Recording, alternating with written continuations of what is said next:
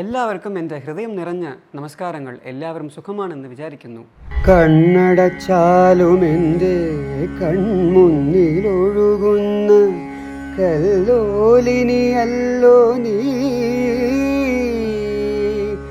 കൽമത പൂവിടർന്നാൽ കളിവിരുൾ നൊറുക്കുന്ന കസ്തൂരിമാനല്ലോ നീ. കസ്തൂരിമാനല്ലോ നീ. കൽപ്പാന്തകാലത്തോളം കാതരേ നീ മുന്നിൽ കൽഹാരഹാരവുമായി നിൽക്കും. மத்தியமாவதி ராகத்தில் அமைஞ்ச இந்த பாட்டை பற்றி மலையாளிகளுக்கு அறிமுகமே தேவையில்லை. யேசுதாஸ் சார் பாடின ரொம்ப அழகான பாட்டு. இந்த பாட்டில் என்ன தெரியுமா சிறப்பம்சம்? எல்லா வரிகளும் க என்கிற எழுத்து வச்சு தான் ஆரம்பிக்கும். அதாவது மோனை என்று தமிழில் சொல்லுவாங்க. இங்கிலீஷில் சொல்லணும்னா ஆலிட்ரேஷன்.